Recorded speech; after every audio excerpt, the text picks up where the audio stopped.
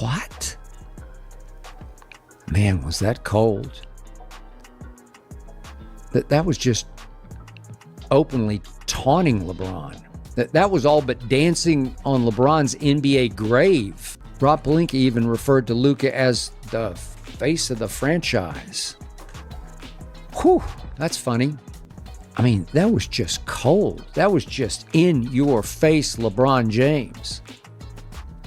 I mean, LeBron is still the all-time leading NBA scorer ever. And now he's been forced to enter into a cold war with the management of the team he still plays for. Let's rewind to the moment everything started crumbling. May 2010, Boston Garden, Game 6. The Cleveland Cavaliers, the #1 seed, were getting straight up humiliated by the Celtics. And what does LeBron James do? Nothing. Man, listen, let me say something to you. The C's, we didn't give a fuck about LeBron. We didn't fear LeBron, and we didn't think that he can beat all 5 of us. And that's how it felt. He was trying to consolidate because he didn't want the pressure on him. Paul Pierce remembers it crystal clear. Everyone in the arena felt it. This was going to be LeBron's final run in Cleveland. Pierce said it straight. It felt good to send him out of Cleveland. But Pierce didn't just beat LeBron. He exposed him in that series. LeBron looked lost out there. He quit. He left. They were #1 team in the East when he left. What happened was the whole NBA was free agents. Him, Dwayne, Chris Bosh, Yao Ming, Larry Hughes, Melo's, whole fucking NBA. And he's sitting there like, who we gonna get? Not a soul. Nobody. I just bought this team. I ain't spending no money right now. He's the biggest free agency, and they're trying to figure out, like, I got people that want to come here, and you talking about we're not gonna spend no money? If he don't get anybody, he don't win no champion. He averaged only 21 points over the last 3 games, and in that elimination game, he shot a rough 34% from the floor. His energy was off. His body language screamed defeat, and before even hitting the tunnel, he ripped off his jersey like he was done. The guy who called himself the chosen one had chosen to give up. But here's what Pierce later revealed, and nobody talks about this. Why do you think he moved to Miami, Pierce said. I sent the U-Haul. Is only 28-25 as a Laker in the playoffs. Only 28-25. And some people try to make the case he's the GOAT. That's more of a Billy Goat record. Billy Goat eating 10 cans record. I am not making this up. You can look it up.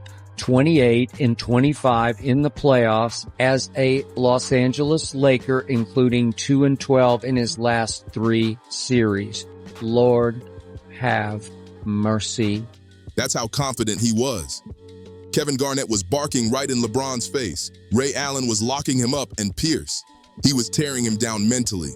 And remember, this wasn't their first battle. Back in 2008, Pierce dropped 41 in Game 7 while LeBron put up 45. But still lost.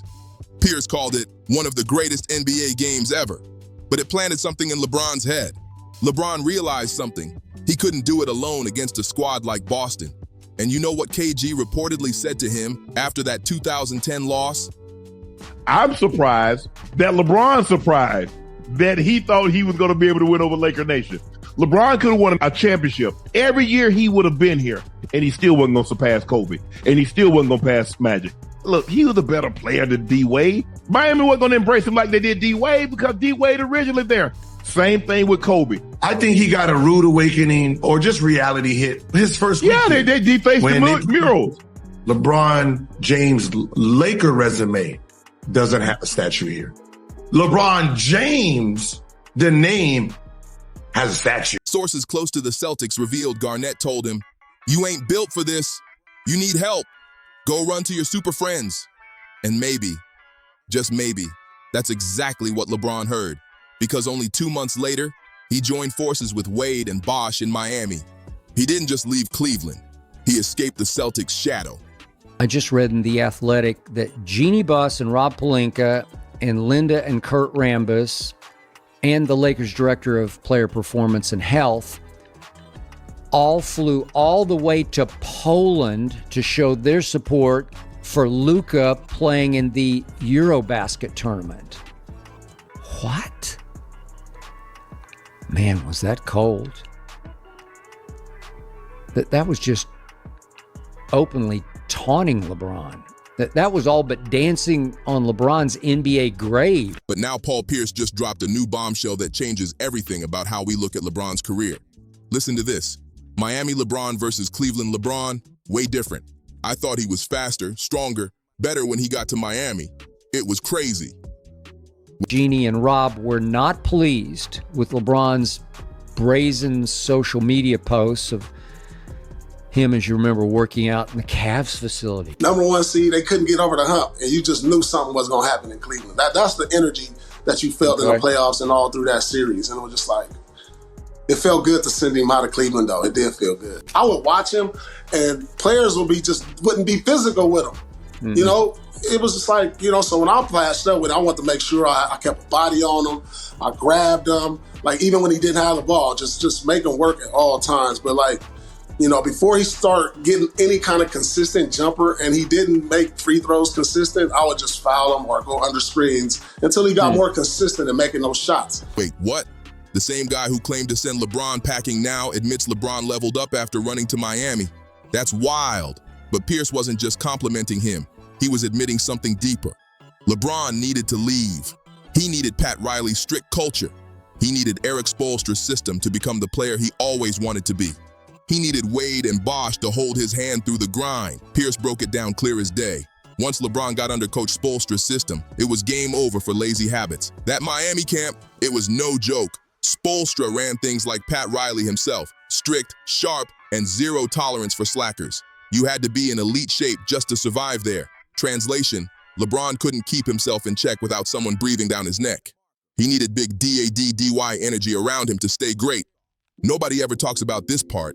Without that structure, without the handlers and heavy discipline, LeBron was just a freakishly gifted player who folded under pressure when the lights were brightest. And here's the wild theory no one wants to admit.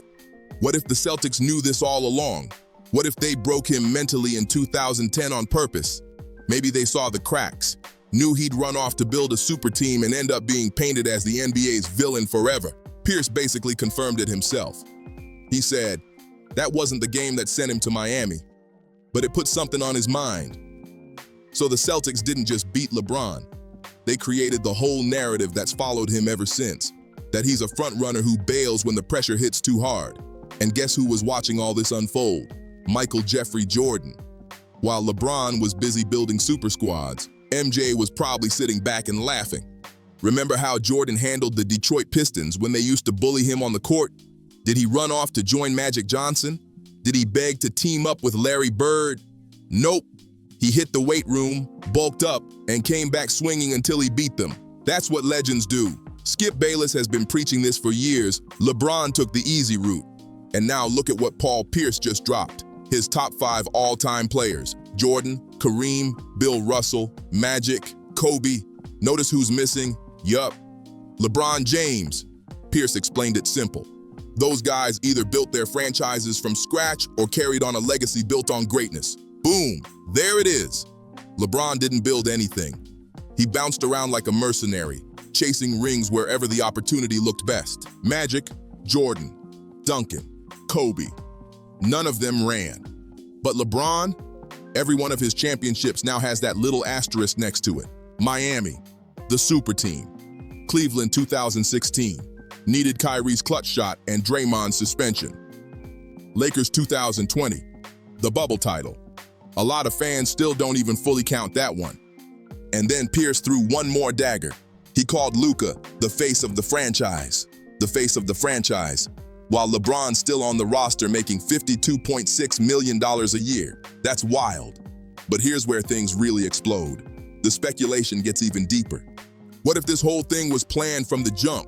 What if Jeannie Buss has been sitting back, waiting for the perfect moment to pull the trigger? Let's not forget, LeBron once tried to push out Luke Walton. He tried to ship off the entire young Lakers core just to land Anthony Davis. For years, he's acted like he owned the franchise, calling shots like he's the boss of the Buss family. Crazy, right? Maybe, just maybe, this is Jeannie's revenge play. That flight to Europe wasn't just about showing love to Luka. It was a power move, a message loud and clear. LeBron, your time here is done. We don't need you. We don't want you. You took your player option? Fine. But we're about to make every second of that contract miserable. And how does LeBron respond? He starts posting workout clips, but not from Lakers facilities. From the Clippers gym. That's wild. Skip Bayless said it straight. I've never heard of you going back to Cleveland to train during any of your 7 Laker summers. Looks desperate, doesn't it? Maybe LeBron's just trying to remind the Lakers he's still the boss. But newsflash, he's not. He's a $52 million bird stuck in a cage the Lakers can't wait to open up and let fly away. Now let's talk about what really went down this summer, because mainstream sports media sure won't. Skip Bayless dropped the inside scoop. The Lakers were totally fine if LeBron had opted out and walked away. That's the real translation. They wanted him gone. No extension, no promises, no role in the team's long-term vision. Instead, they handed Luka a fat 3-year max deal and basically told LeBron, take your option or get lost. But here's where things start to sting. JJ Redick, the Lakers' new coach and supposedly LeBron's podcast buddy, isn't even drawing up plays for him anymore. The offense runs straight through Luka. The defense, built around Luka's weaknesses, not LeBron's fading athleticism. Every timeout, every huddle, every team meeting, it's Luka this, Luka that. Total takeover. The disrespect is unreal. Think about it. LeBron's name might still have a statue outside, but his voice inside the building, it's gone silent. When the Lakers made their offseason moves, guess who they didn't consult? LeBron James. They brought in DeAndre Ayton, a center LeBron reportedly didn't even want. That tells you everything. The Lakers aren't building for LeBron's final chapter. They're building for life after LeBron. And here's the wildest part. What if LeBron already knows it's over? What if those workout clips from Cleveland weren't just training videos? They were a cry for help, a message to his old squad. Please, Dan Gilbert, I'm sorry for the decision. Could LeBron really be hinting at a desperate homecoming plea? This might be the end of an era, and it looks like everyone in LA sees it except him. Let me retire where I started. That's what LeBron's probably thinking right now. But here's the cold truth. Even Cleveland doesn't want him back. The franchise he once carried on his shoulders has moved on. And when even Stephen A. Smith, LeBron's loudest defender in the media, starts switching up, you know things are bad. On First Take, Stephen A. dropped a reality bomb. The Lakers have made their choice, and it's Luka Doncic. Just let that sink in. LeBron James, the man who once called himself the king, the chosen one, the GOAT, is now a supporting actor in his own movie, a side character in the very show he built. But here's what Stephen A. didn't say out loud. LeBron did this to himself. He wanted max money at 40 years old. He refused to take a pay cut like Tom Brady did to help his team win. He put his brand and his business above the basketball court. And now the Lakers are showing him exactly what happens when you put yourself above the team. They're done catering to him, and they're not even trying to hide it. Rob Pelinka was literally spotted standing next to Luka overseas saying, "This is our guy." No mixed signals there. Meanwhile, LeBron's on Instagram, posting sweaty workout clips like a desperate ex trying to prove he's still got it. Look at me. I'm still working out. I still got it. But no, LeBron, you don't. At least not in the eyes of the Lakers anymore. They've made it clear to the entire world. Your time as the top dog is over. And guess who's probably laughing the hardest right now? Kyrie Irving. The same man LeBron once treated like a sidekick. The guy who hit the biggest shot in Cavaliers history, only to watch LeBron soak up all the credit. Remember what Kyrie said when he left Cleveland? "I don't want to be anyone's sidekick anymore." That line hit different now, doesn't it? When that trade went down, Ty Lue said LeBron dropped the marker he was holding, leaned back in his chair, and sat there in silence for 10 minutes, completely crushed. The king was heartbroken because his Robin had flown the coop. But here's the twist. Karma always circles back. Now it's LeBron's turn to feel that same sting. Now he's the sidekick. Now he's the one being pushed aside for a younger, flashier star. Luka is getting the love, the spotlight, the system, and LeBron's just there trying to keep up. Karma's undefeated. And maybe that's why Kyrie's been keeping quiet through all this Lakers chaos. Because deep down, he knows the king is finally getting a taste of his own medicine. Kyrie doesn't need to say a single word. The universe is speaking loud enough for him.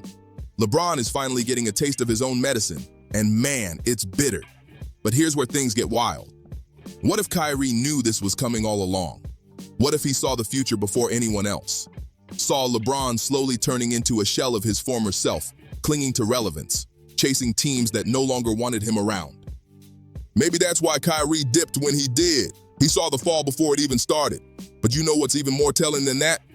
The silence from Magic Johnson, the same Lakers legend who once went all in on recruiting LeBron, promised him a dynasty, talked about multiple championships, and said LA was gonna be his city. So where's Magic now? Quiet, nowhere to be found.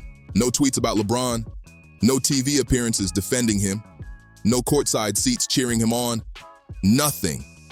Instead, Magic's all over social media posting about Luka Doncic. Think about that. The greatest modern Laker, the man who helped build the franchise's modern image, has completely moved on. He's switched sides, showing love to the new face of the team while ignoring the guy who was supposed to bring them glory. Here's the real theory. Magic regrets recruiting LeBron. He thought he was getting the 2013 Miami version, the unstoppable machine, the iron-willed leader, the icon.